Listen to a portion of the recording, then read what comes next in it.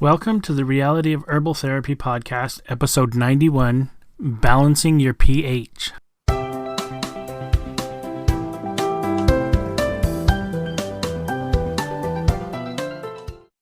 So we got Scott again, and today we kind of wanted to talk a bit about, last time we talked with Scott, we talked about the Reams tests and the things that he checks, and we talked a bit about pH. You want to give us a little more in-depth on pH and why that's important to check? Yeah, absolutely. So pH, there's certain things I use to move the pH. We'll talk about that in a second. But so when we pH, for a while, we followed the paradigm of just high pH. Should be a 7.5 to 8 is what we followed for a long time. And there was always just something that felt like kind of off with that for me, because it always took like almost a raw vegan diet to get there, or like you had to use some pretty extreme measures to stay up in that range generally. And it just felt, I don't know, it just felt like there was something missing from it. I read all the books like Alkaline or Die or the pH Miracle and all of those things. And then when I was getting my degree in herbology, I started to learn about Reams testing, and I was always arguing with a professor that the Reams, my naturopathic degree, I might have said herbology. But I would always argue with my professor about, no, the pH needs to be high. And then I was like, okay, fine. I'll look at your point of view and see if it's right. Because we always said that mold, fungus, yeast can't live in an alkaline environment. So started researching it. Mold, yep, it can live in an acidic or an alkaline environment. It actually, in an acidic environment, is where it makes more of itself. And in an alkaline environment is actually where it grows hair and actually looks like what we think of as mold. The same with fungus and yeast. They all actually can grow in a wider environment, and different varieties will grow in different areas. And actually, they'll push the pH one direction or another because of their growth cycle. So that for me was like, okay, well, that was one of the main things we thought of. But the pH tells us so much more. It tells us how well things are being absorbed. It tells us what nutrients the body needs. It shows us digestively how fast things are going to move through the system. So if someone has, like a woman, if she has a pH below 6.4, especially if it's down close to the 5s, there's going to be reproductive issues. If a woman has a low pH like that, starting out when she first starts her menstrual cycle and keeps that low pH until she's in her 40s, she most likely had a hysterectomy, because it's that harsh on your reproductive system. Sometimes if the pH stays low, a woman's cycle may stop and never come back, or it may not start at all. There's going to be a lot more severe problems, and generally there's infertility. If it was a high pH, a woman is going to have a very heavy menstrual cycle, and generally she's going to be constipated, and it's going to be just like she'll have a flow that's just crazy because the body's not getting rid of all the toxins it needs to, and it's literally hijacking the reproductive organs as a cleansing organ. It's like, hey, we don't have to filter the junk out of the blood. Let's just bleed. And so it bleeds like crazy. And so you're seeing those kinds of things with the reproductive health. Any of the soft organs, if it's really high pH, are going to get softer. And all hard organs like your bones and teeth are going to get they're going to get too soft, and they're going to start to get porous and other things like that. If it's too acid, all your soft tissue, like your reproductive organs, your arteries, your lungs, your brain, are all going to be becoming calcified and getting harder, and causing more issues there. Then if your pHs are actually not together the same, so if they were both a 6.4 and a 6.4 in both your urine and saliva, digestively, you'd probably be able to eat anything without it bothering you. You're those types of people that just drive certain people crazy because it doesn't matter what they eat, it doesn't give them a problem. They could eat cans like a goat could, and they'd still be okay. And that's the magic of actually having all of the calcium necessary to deal with whatever comes through. They're going to excessively use all those calciums, and eventually they might catastrophically fail. But at the moment, they have enough calciums to deal with it. If their pH is actually split, do they have a pH that's low in the urine and high in the mouth?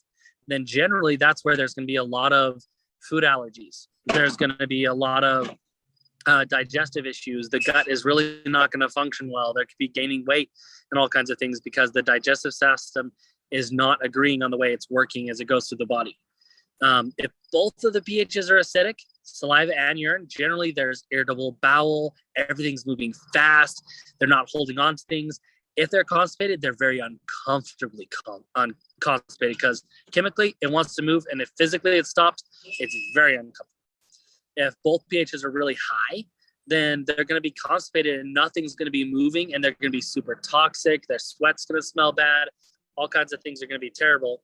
And at any of the times that the pH is away from a 6.4, you are lacking in minerals and vitamins. You're lacking in specific ones that manage that pH. And mostly it's calcium, because calcium is the main mineral that your body uses to push the pH one direction or the other. And it uses different types of calciums to do that. So there's a host of different things you can see from where the pHs are. And once the pHs are balanced, it's huge in what it does clear across the board in the way that you are able to digest sugars and salts and everything, because all minerals are dependent on what your pH is. The further your pH gets out of range, the less vitamins and minerals you can effectively use in your body. So they float around as useless. So really, you've got to, managing it first can be a little frustrating because it can move up and down depending on how deprived you are of mineral. And the main things that you would use, when it comes to vitamins, the acidic vitamin main one is vitamin C. Vitamin C is going to affect specifically your urine pH, and that's going to reduce it. It does nothing for your mouth pH. You want to get your mouth pH down, vitamin C is not helping. But your urine pH, it'll take it down. And so if you run acidic and then you take a bunch of vitamin C because you heard it's great for your immune system and stuff, you're the person that's going to think that the person told you about vitamin C is an idiot, because it's not going to do much for you. But if you're really alkaline, you're going to sing praises of vitamin C and think it's the most wonderful, absolute best thing ever. Okay. But vitamin C, most people are deficient in vitamin C, but not everybody can use vitamin C how it's packaged, in a sense. Even vitamin C from rose hips or from acerola cherries or anything like that is still acidic. The only vitamin C it's not going to be acidic is if you make your own. If you get some white onions and you get a pound of white onions and chop those up, peel and all, the whole onion, the little root thing that's on it, everything, chop it all up, put it in 2 cups of water and boil it till it turns kind of clearish, and then strain out the onion and you have vitamin C water. That will not move your pH one way or the other, and you can actually start to fill up the vitamin C. A lot of people think, oh, you don't store vitamin C, you can take as much as you want, and you don't store it. You actually do store vitamin C. In between your cells, the concrete or the mortar that holds your cells together is vitamin C. It is in all of your interstitial fluid, and it is essential for the way that you function. And one of the main ways that you lose vitamin C is scrubbing your whole body with soap, because you get rid of the layer that holds in your vitamin C and you drain out your vitamin C. Especially for little kids, you'll really drain their vitamin C by scrubbing them down with soap regularly. You should scrub the really yucky parts, but in general, you should wash with water and other things like that. And if you're constantly scrubbing with soap, you're going to be really depleting your vitamin C. You look like you had a question. Yeah, like it made me think of the hand sanitizers. Does it do the same kind of thing? Like, I know it's mostly alcohol. Does it strip you of that vitamin C layer and everything too? Yeah, so you'd be draining it out your hands. Anything that is getting rid of the oil on your skin is going to be letting out your vitamin C, because you have a layer on your skin that protects and actually holds in all your water soluble stuff, and that's all going to drain out. And it's your main way that you're going to lose vitamin C is through your skin. So you're actually hurting your immune system basically by using the hand sanitizer too much. Yeah, you can be. And also the fact is that your hands, like people that make sourdough, when they test their hands, they almost have the same exact cultures as the bread does, all over their hands. And there's no room for any other bacteria to grow because their hands are so grown with the bacteria that's in their dough. In their dough. And so there's only, bacteria doesn't grow on top of bacteria, on top of bacteria, on top of bacteria. There's only so much room on your hand for bacteria. There's good bacteria, there's bad bacteria, there's good and bad of everything. And if your body actually has the good stuff on your hands and you completely sanitize and kill 99% of all the germs, guess what?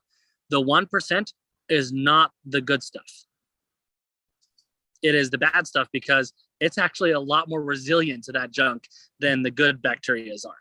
So you kill off all your good bacteria. Now you just sterilize your hands. Nothing is protecting your hands anymore. You don't have that good bacteria taking up residence on your hands. And so now you can completely fill your hands with whatever bacteria is nearby.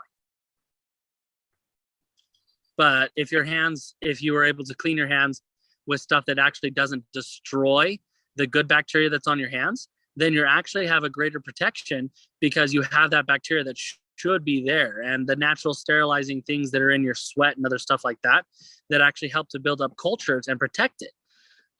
Like even like when you're growing like yogurt or something like that. With yogurt, it's like having the greater amount of the bacteria you specifically want to grow, or cheese, having the greater amount of that bacteria you want to grow, so it takes precedence.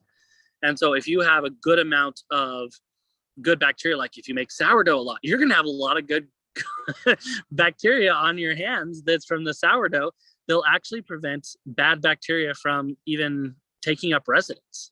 So yes, it reduces your immune system because we get rid of vitamin C, but also reduces your immune system because you literally washed off your immune system. Cool. So yeah, and vitamin C, it holds the cells together. So that's why people that are diabetic start to really have sores and fall apart, because they dump a lot of their vitamin C in the process. And if they're scrubbing constantly with a lot of soap over their whole body, they are draining vitamin C and they don't have anything to hold their cells together. And that's why they really start to have serious sores and things.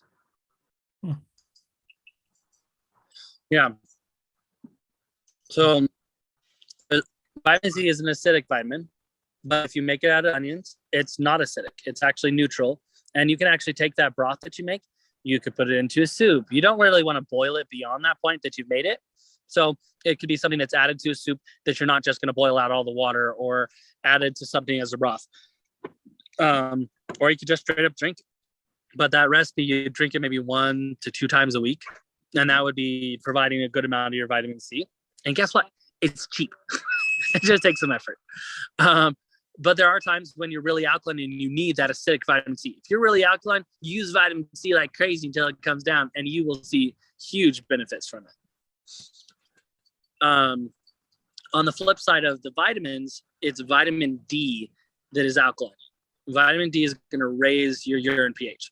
Actually, if somebody is below a 6.4, they can actually take a bunch of vitamin D. They can take 150,000 IU's vitamin D a day without becoming toxic. The only way you become toxic is your pH becomes above 6.4 and you continue to take D. That's where you're going to end up becoming toxic on D. That's where you'll end up having problems. But it takes quite a bit of effort to do that. So D raises, vitamin C lowers. Both of them are great for the immune system. So if, for instance, you're really acidic, if you take a bunch of D and some C, you'd have some benefit.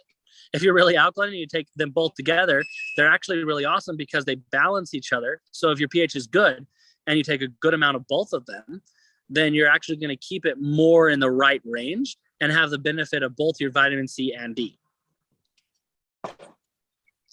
So is that why Dad would say take a whole bunch of vitamin D when you were starting with the flu, because seems like it would balance out the pH, especially with the American diet. Everybody's pH is probably mostly low, so that much vitamin D would boost it. Yeah, it's generally low, and so there are some of the people that it didn't just necessarily work for, and those were the people who are like, why? What in the world? And now since I've been testing pH, if I see it high, I'm like, okay, do the D, and do 4,000 milligrams of vitamin C a day. And with that, it actually, so if they're already high, then it actually makes it so it performs just as well as somebody who's acidic, because we have that acidic to balance it out. And then there's people that just rave about vitamin C. Those are the odd people that their pH is really high. And the people that rave about D are the people that their pHs run low. And there's different ones, there's different stages of health that one's going to be in one or the other. D is phenomenal. I still use it. And that's, if I don't know anyone's pH, still, if something's coming on and you're starting to feel flu-like or whatever, or sick, I still say 2,000 units of vitamin D per pound of body weight, hands down. I generally do, Dad always did it for 3 days in a row. But I was reading the guy that actually was doing it or started it, and he did it, Dad would say 2 days in a row. And the guy that originally started doing it would do it 3 days in a row. So I've started just telling people 3 days in a row. So vitamin C, vitamin D, those are the main acidic versus alkaline, and those only affect urine pH. So you're not going to notice it if you're not checking the urine. The other ones that check the urine pH is calciums. So we think, everybody says, oh, you got to have calcium for your bones. It's going to help you out. And then you get a calcium test and it's like, okay, you have low bone density, but too much calcium. So what's happening there? Okay. Or you have low bone density and you're making kidney stones, or you got low bone density and all these things. So there's signs of lacking of calcium, but showing excess calcium. How is that possible? So the way that's actually possible is because we classify calcium as calcium, which is wrong. There are 17 different varieties of calcium that we can consume, and they're classified into 3 different groups. There's alkaline calciums, which have a pH that is it'll raise you above 6.4. You can go way high. And then there are the acidic calciums that will lower your pH down to way low. And then there's neutral calciums, which will actually stabilize your pH and keep it right about a 6.4. And there's times when you need all of them. Not generally all at once, sometimes all at once. But there's times that you're going to need one, and times you're going to need another. And it really depends on what your pH is. If you don't check your pH, you could be taking the exact wrong calcium for you. And most people, like in health food store, they'll always have like calcium citrate. Calcium citrate, there's nothing wrong with calcium citrate. It's a mild alkaliner. It'll mildly move your pH up. And that's why most people use it, because if somebody has a higher pH, it's not going to be as aggressive and cause as many problems. And if they have a low pH, it's going to start to slowly move in the right direction. It also is used because it has a lot of calcium per volume, because not all calciums, like there's a certain amount of calcium per how much powder's there. You think the whole powder is calcium, but it's not. It has more calcium per volume than most other calciums. That's another reason why they mainly use it. But it's mildly alkaline. A calcium aspartate. You've heard of aspartate probably. Or there's ascorbate. There's a variety of different ones. Aspartate is actually neutral. Gluconate is neutral. Bone broth. You hear about that and everybody thinks, oh yeah, it comes to the bones. Bone broth, great. Absolutely, for the right person. If you are alkaline, bone broth is for you. If you're acidic, you don't want to use bone broth, because bone broth is going to acidify you more. And so it's the calcium that's actually going to build up. It's going to cause problems and cause kidney stones or bone spurs or things like that. So the reason why you'd have your body's showing low calcium issues and also showing high calcium issues is because acidic versus alkaline calciums. If your pH is a 5, you're dumping all the acidic calcium you possibly can. You're trying to get it out in any way. Make it into a bone spur. Make it into a kidney stone. Pee it out. Bleed it out. I don't care. Just get it out. Because it's got to create a balance between the alkaline and acidic forms of calcium. So that's why you'll show high, because you can be low in the alkaline and high in the acidic. And the two, well, in ratio. So total volume of calcium that your body needs If your pH moves at all, if you eat something and 2 hours later, your pH is not a 6.4, then you did not have the right calcium to deal with that food. It should always stay at 6.4. And so if you're always staying acidic, then you have too much of the acidic, or you have too little of the alkaline. And you have to create a balance and actually fill up both of them to the point that it doesn't move one way or the other, your pH, because it has enough of both of them to buffer whatever you send through. And if you use the right one at the right time, it's huge, because calcium is used more by weight and volume than any other mineral in the body. It's massive when it comes to mood stabilization and all kinds of things. It's the first mineral that we actually lose that starts the cascade of bad health, because it's essential in liver building cells, and it's essential in managing sugars, and there's a whole cascade that goes out from there. But using it right calcium, that's why there's so much literature. Do not use calcium, it's terrible. You get enough in your food, just don't use excess. And then there's others like, use a lot because it's amazing. They're both right and they're both wrong. Because it's the right one at the right time is absolutely as phenomenal as you've ever heard calcium is. And the wrong one at the wrong time is as terrible as you ever heard calcium was. So yeah, use calcium's right. And by checking your pH, you can know what it is. Your acidic ones, like if your pH is below 6.4, then you don't want a bone broth, you don't want a lactate, and you don't want buttermilk. If it's above a 6.4, you could use a lactate calcium, you could use a buttermilk, and you could use a bone broth. If it is above as well, if it's above 6.4, if you want something to bring it down, you're going to bring it, so those are going to bring it down, the lactate. If you're above 6.4, you do not want to use a citrate or a carbonate or a citrate, carbonate, or hydroxide. You don't want to use any of those because they will raise it higher. If it's right in the right zone, well, watch it and see if it moves. Sometimes calcium gluconate is the calcium. If you need more calcium and you're in the right range, the calcium gluconate is what's going to stabilize and keep you in the right spot. So that's a very basic overview of what calciums do in pH, but it is so profound in what it does in your body. And that's just the urine pHs. The mouth pHs are affected by actually B12 and iron. There's a lot of people, I actually had a client, they had hemochromatosis and they had idiopathic anemia. So he had anemia that had no clue why he was anemic, and he had too much iron. Idiopathic hemochromatosis means you're toxic on iron, and he was anemic, which meant that he could not absorb the iron properly because he didn't have enough B12. B12 is a coenzyme to utilizing iron. B12 raises your mouth pH, iron lowers your mouth pH. If your mouth pH is below 6.4, you don't need iron, you need B12. And you need enough B12 that you can actually start taking iron. You might need both, but you might have to take B12 long enough you can handle the iron and then use B12 and iron together to balance. Because iron will lower your mouth pH, B12 will raise it. And just by managing those makes a huge difference. There are 5 other numbers in the Reams test that are all very important, but pH is also a huge factor, and it's one of the ones that we have to work really hard on in getting that in range, which helps all the other numbers to level out significantly. Do you have any questions, Jim? I think you covered everything I had written down to ask you about. So,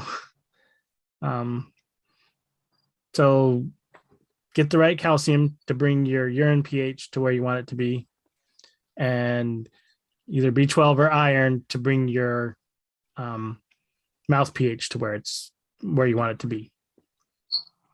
And you want it to be between 6.4 and 6. What's the? So it's like 6.2 and 6.6 is the ideal range. Is the swing range it can be in, but perfect is 6.4. Okay. So 6.4 is the number you want. Yeah. You're shooting for. Awesome. Yep. Cool. All right. Well, I will put all of that down in the show notes so everybody can can do it. And if you have questions, let us know. I appreciate you taking the time to visit with us, Scott. And we will talk to you guys later. All right. Talk to you later.